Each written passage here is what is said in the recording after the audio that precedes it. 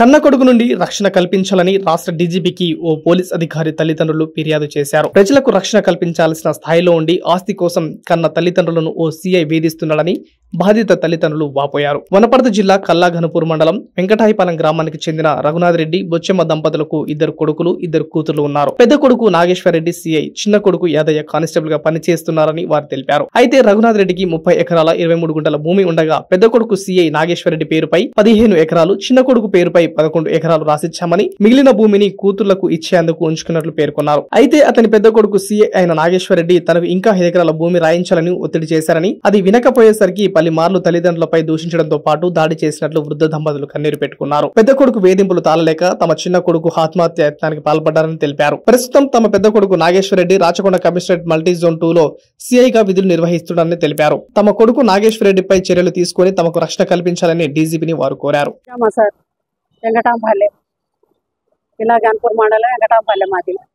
నా పెద్ద కొడుకు సిఐ, చిన్న కొడుకు ఎక్కడున్నది మాకు తెలియదు సార్. పేరు నాగేశ్వర్ రెడ్డి. చిన్న కొడుకు కానిస్టేబుల్. 2 బిడ్డలు. ఒక ఆమెను గంగారం ఇచ్చిన, ఒక ఆమెను గోపులాపురం ఇచ్చిన. వాళ్ళ కష్టం చేసుకొని వాళ్ళు బతుకుతున్నారు. మాకేం ఆశపడకుండా వాళ్ళ కష్టం చేసుకొని వాళ్ళు బతుకుతున్నారు. మాకు ఆస్తి పంపకాలు ఆస్తి చేసి అని మా పెద్ద కొడుకు 4 ఏళ్ళ నుండి మాకు సతాయించాడు. సతాయిస్తే నాయన నేను చచ్చిన దగ్గర ఉండండి, చచ్చినాక చేసుకుందరని చెప్పిన. చెప్తే అట్లా కాదు, నాకు 2 కొడుకులు, మీరు చచ్చిపోతే సగం కావాలి అంటాడు తమ్ముడు.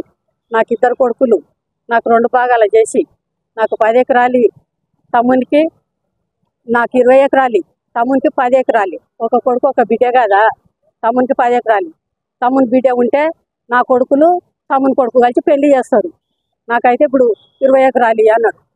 ఇదేకటి పద్ధతి నాయన, ప్రపంచంలో లేనిది. నీకు పెద్ద ఓదలు ఉండవు, ఏంటికి కారం అవుతావు నాయన.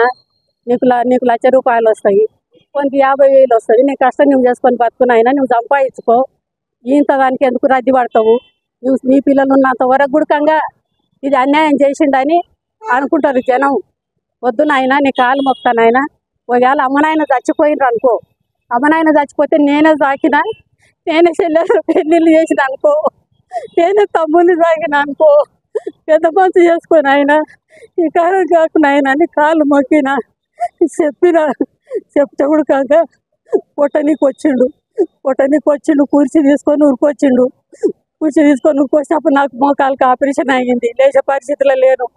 నేను లబలబ మొత్తుకునే వాళ్ళకల్లా నా ముందర కుర్చీ వాళ్ళకి పెట్టిండు. అట్లా 4 సార్లు వచ్చి 4 కుర్చీలు వాళ్ళకి దిగిండు. ఒక్కడు ఒంటిగా వచ్చిండు. పేపర్ తీసుకొని వచ్చి నాకు ఏడాడిస్తావు ఇక్కడ రాసి, ఫస్ట్ నాకు ఏడాడిస్తావు రాసి అని 2 సార్లు వచ్చి బెదిరించిండు. బెదిరిస్తే ఉడకంగా నువ్వు చంపినా సరే కానీ 10 మందిని తోలుకొచ్చుకొని ఆయన అయితే ఆయన చేసిస్తా కానీ 10 మందిలో మాట్లాడుకొని చేసుకుందరని చెప్పినాక నేను మా అక్క కొడుకును పిలిపించిన. మా పెద్ద మంచి వాళ్ళ అక్క కొడుకును పిలిపించి అట్లా నాగేశ్వర రెడ్డి ఉండని 4 దినాలు మీకు ఎక్కడ పోతుందని అన్నారు. లేదు మా నాకు ఇప్పుడే చెప్పియాలి అన్నాడు. చెప్పిందంటే సరిసాగం చేసుకొని రాయని చెప్పిండు.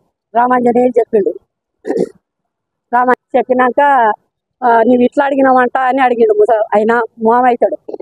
4 ఎకరాలు వస్తుంది మామ, పెళ్ళాళ్ళకి సరి ఎకరా ఇస్తా అంటున్నాడు కదా నాయన, వాళ్ళు కష్టం చేసిండ్రు కదా, ఇయ్యకోకో మాకేం బాధ లేదు, మాకు సరి 14 ఎకరాలు వస్తుంది మామ, చేసుకుంటాం అన్నాడు. అంటే నేనేం చెప్పినా, నాయన చేసుకుంటారు ఎట్లా నేను చేసిస్తాను, పెద్ద మనుషుల తోలుకొచ్చి పార్కాత రాసుకొని పార్కాత రాసుకున్నాక ఓ క్లాస్ అన్ని తోలుకొచ్చుకొని కొలతలు చేసుకొని మళ్ళీ దేశాలు రాసుకోండి. ఈ దేశకు నేనుంటా, ఆ దేశకు నేనుంటా, ఇక్కడ వాడు ఇక్కడ నేను దేశాలు రాసుకొని చేసుకోండి నాయన చెప్పిన. అట్లా కాదు, నాకు రాసి నాకు ఎక్కడో తిక్కు రాసి అని మళ్ళీ ఓసారి వచ్చిండు. పార్కాత రాసి ఇచ్చినాకనే మళ్ళీ వచ్చిండు నాడు. జనవరి ముందర వచ్చే పోతున్నాయి, ఆయన ఎలా వస్తా చూడు. పెద్ద కొడుకుకు 15 ఎకరాలు, చిన్న కొడుకు 11 ఎకరాలన్నర ఇచ్చినాక ఇప్పుడు మళ్ళీ వస్తుంది నాకు, నాకు ఇవ్వాలి. ఇచ్చిన దగ్గర ఎవరు చేసేది లేదు అని అందరు నాపిండు, కవులలో నాపిండు. కాకపోతే వాళ్ళు పెద్ద మనుషులు ఆయన కాయిదాలు బాగా పరిష్కాల కాయిదాలు రాసినాడు. పెద్ద మనుషులు ఉన్నారు కదా సార్, ఆ పెద్ద మనుషులను పోయి చిన్నోడు అడిగిండు. సార్ అన్నా నేను చేయించుకుంటానా నా పొలం అని అన్నాడు. అంటే వాళ్ళు ఇంకేముందిరా తచ్చిపోయింది కదా, రిజిస్ట్రాలు అయినాయి, మీ అన్న లోన్ తెచ్చుకున్నాడు, నీవు లోన్ తెచ్చుకున్నావు, చేపించుకోపని చెప్పిండు. వెంకటేశ్వర రెడ్డి చెప్పిండు, గురుమూర్తి రెడ్డి చెప్పిండు, శ్యామసుందర్ రెడ్డి చెప్పిండు, గొల్ల యాదాయ చెప్పిండు. వాళ్ళని అందరిని అడిగి తూకం పోసిండు. కౌలు రైతు 10 సంవత్సరాల తూకం పోసిండు. 5 ఎకరాలు 2 సార్లు దున్నిచ్చిండు. ఇప్పుడు 30,000 చిల్లర అయింది వానికి ఖర్చు.